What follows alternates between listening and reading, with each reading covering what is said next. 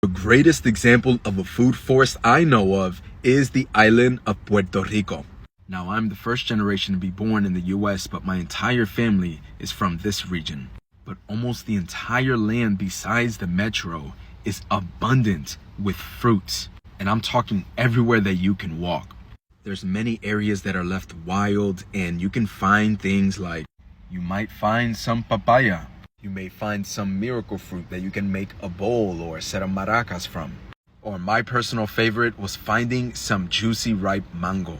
You most likely will even find water that you can take home. And I promise you it tastes amazing. Or you can find a fruit that makes you go like this. This fruit was like, it reminded me of a zapote. And if any of you guys have ever had a really ripe white zapote, and this was just found on the forest floor. My cousin just threw it at me and I'm like, and I'm experiencing all this while shrooming? After visiting the island for the first time in 20 years, you can just tell my mind was going crazy with downloads, crazy with connections, and just ancestral knowledge just being spoken to me from the land, from the spirits that lived in the forest. I couldn't help but cry, to be very honest with you.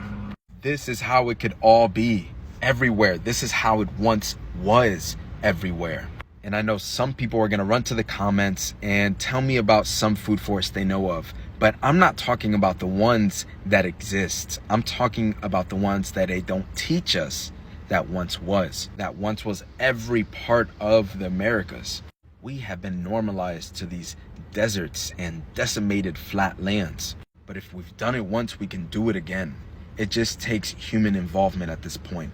Or we can die off and the earth can do it by itself along the line. But I choose to do it while we are here. So for those of you who have seen these videos where I talk about food forests, if you haven't, go ahead and watch it.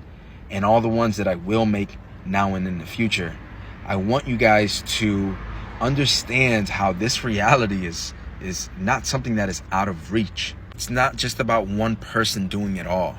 It's not just about Joseph being the president of this and Joseph doing this. Okay, we need community effort because it was a community harm that we imposed on the earth.